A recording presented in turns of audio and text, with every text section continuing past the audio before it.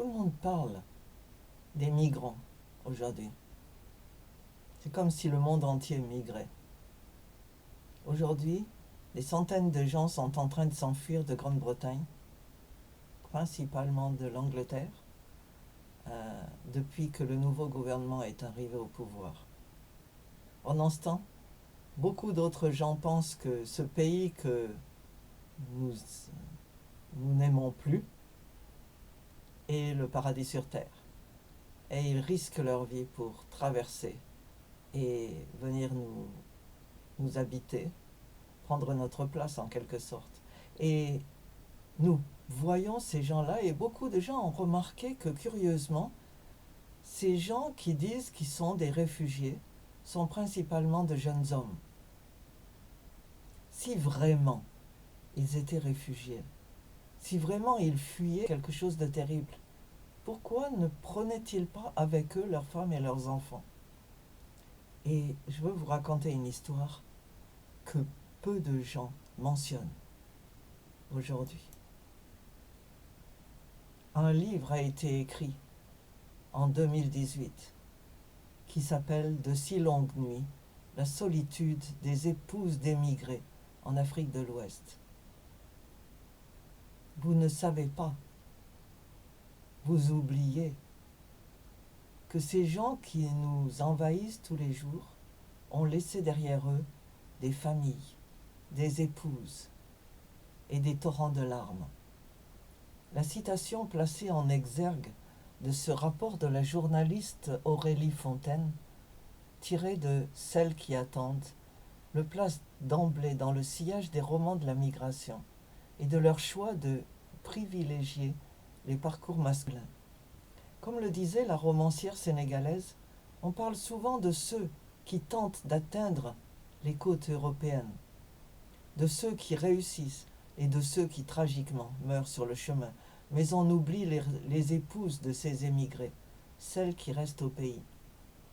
La publication de cette enquête franco-sénégalaise, qui pourrait se résumer par les mots-clés réalité, Afrique de l'Ouest, famille, solitude, pauvreté et résilience, vise donc à corriger une habitude bien ancrée dans le monde littéraire comme dans les médias, qui met le projecteur sur les chemins de la migration et sur sa destination, en occultant les situations de départ. On vous raconte des histoires en quelque sorte sur ces situations de départ. La journaliste s'est contentée d'introduire en italique les divers témoignages notés pour mieux les mettre en avant. Et elle a choisi de privilégier 3 pays, le Sénégal, la Côte d'Ivoire et le Burkina, pour appréhender les différentes facettes de l'émigration africaine. Sujet inscrit dans l'histoire contemporaine des migrations, mais qui s'est depuis quelques années hissé sur le devant de la scène médiatique et politique. Ce petit ouvrage sobre, illustré de photos en noir et blanc de la photographe Adjovi, saisissant les femmes dans leur humble quotidien, donne la parole à 17 épouses de ces hommes jeunes qui ont quitté le pays peu de temps après le mariage pour aller tenter leur chance ailleurs, principalement en Italie où se trouvent 10 d'entre eux, mais aussi ailleurs en Afrique, en France, en Belgique, en Angleterre ou aux États-Unis.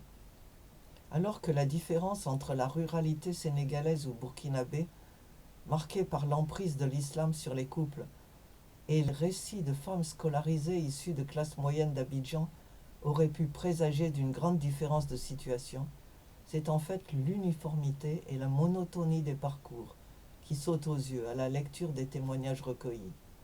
L'une d'entre elles résume la situation en disant « Je suis une épouse délaissée ». Ces femmes ont parfois quitté l'école pour se marier, souvent avant leurs 20 ans, et sous la pression de leur famille, à des hommes plus âgés et qui avaient parfois déjà un projet de migration.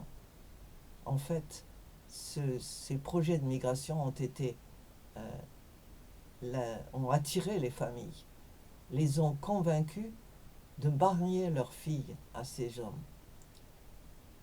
Ces mariages à la Dubaï, comme on les appelle, rapidement arrangés à la faveur d'une visite de l'homme, ont laissé les jeunes femmes à la merci de leur belle famille, seuls pour accoucher, seuls pour élever leurs enfants, et forcés de vivre sur le peu reçu du mari, quand il envoie quelque chose. Le manque de communication est évoqué par toutes comme une souffrance majeure. 8 des hommes, soit la moitié, ne donnent déjà plus de nouvelles, l'un depuis plus de 15 ans, et semblent se désintéresser de leur épouse. Plusieurs d'entre eux, musulmans, ont comblé leur solitude en prenant une deuxième épouse. L'une a même accompagné le mari en Italie. Cette solitude est aussi le lot des épouses, à la différence de ce qu'elle n'a pas été choisie.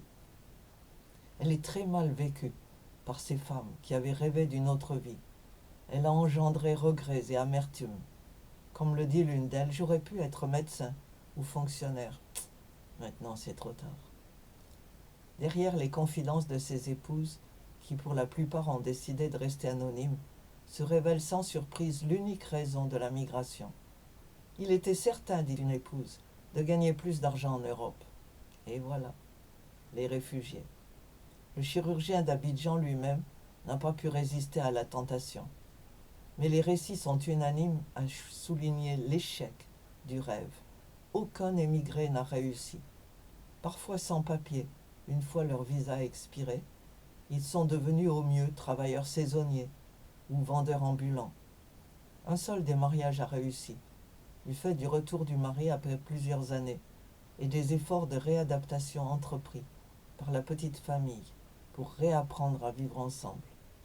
Après ces 3 chapitres, introduits par une brève présentation et peignant à petites touches le quotidien de ces femmes à travers leurs discrètes confidences, cet ouvrage vient juste à temps combler un vide, en éclairant l'arrière-plan de la migration, offrant une documentation d'autant plus précieuse qu'elle donne une voix à une catégorie sociale habituellement ignorée.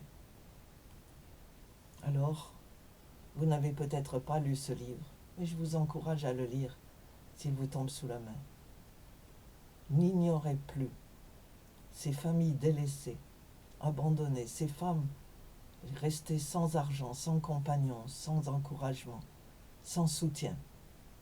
De temps en temps, l'homme rentre, fait un enfant, repart, et la femme est seule à aller accoucher et s'occuper de ses bébés qui n'ont pas de père, qui ne connaîtront peut-être jamais leur père. Ces gens qui vous disent qu'ils sont des réfugiés, ils ont volontairement abandonné leur famille. Une famille qui ne sera jamais comme elle aurait pu l'être. Des femmes qui n'ont qu'une vie et qui vivront une vie de tristesse, de difficulté, parce qu'un homme a décidé de les abandonner.